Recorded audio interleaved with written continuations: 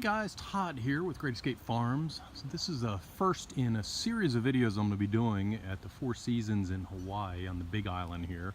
I'm out here for a week from work and they have a herb garden here.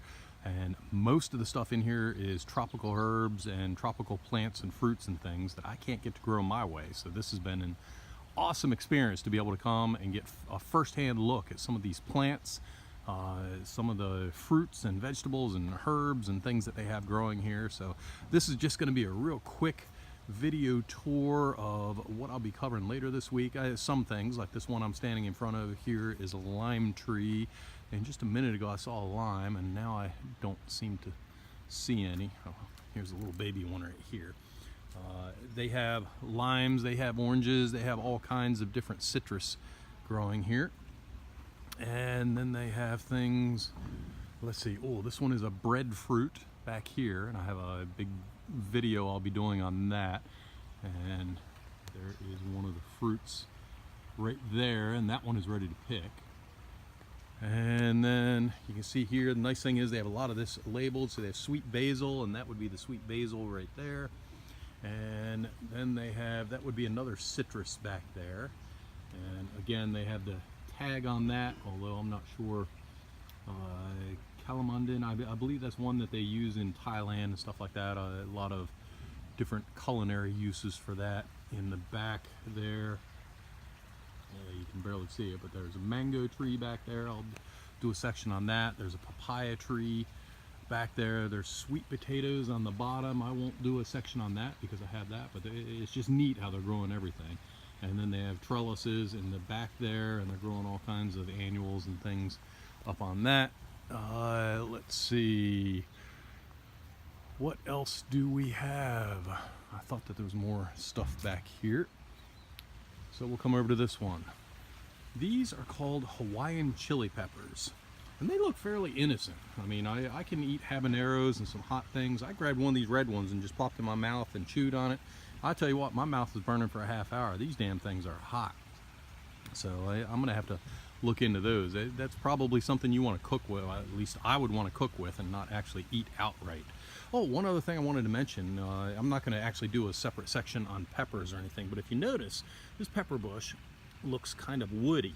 And there's also, you'll see in a minute, we have some eggplant over here that is kind of woody, and that's because these are perennial in the tropics. So that's where they come from, and they will grow year after year. So most of us up north, we grow tomatoes and peppers and eggplant and stuff like that as annuals, and down here they're actually perennial. So these are just about done with massive fruiting, and then we're going into their winter season, and they'll lose a couple leaves and not fruit quite as much, and then in the March-April time frame they'll start fruiting again. They'll fruit a lot more than what they are right now, although this one really does have a lot of fruit on it. So this one right here with, let's see if I can get that lizard in there, with the chameleon right there, who's not blending very well. He's brown and he should be green right now, standing on green. Anyhow, the chameleon is eating bugs and helping protect the plants. This is a white pineapple, and you'll actually end up getting a pineapple growing up on top here.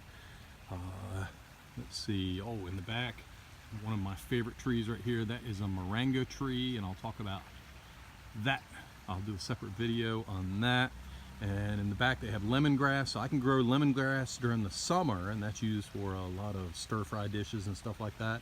But for me, it's an annual. It'll die out, but here it is a perennial.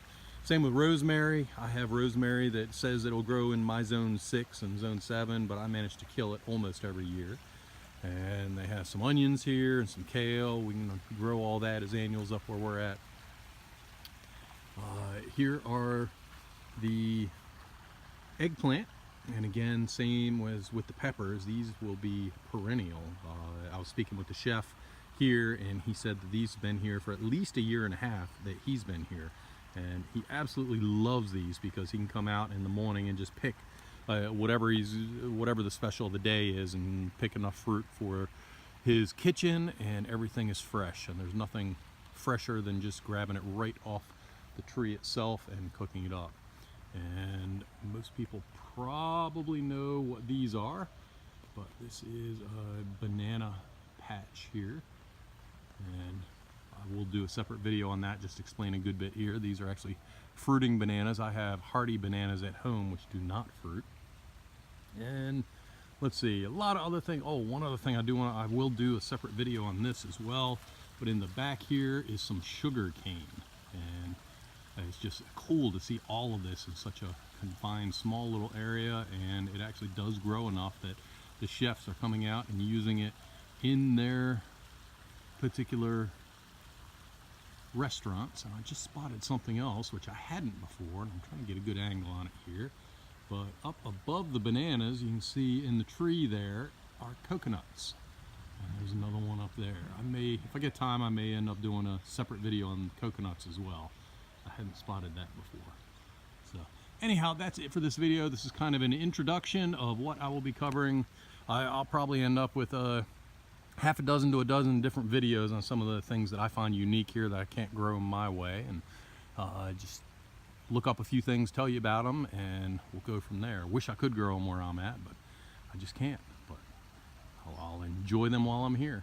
Anyhow, that's it for this video. Thank you very much for tuning in. Please consider subscribing to our YouTube channel, and have a great day.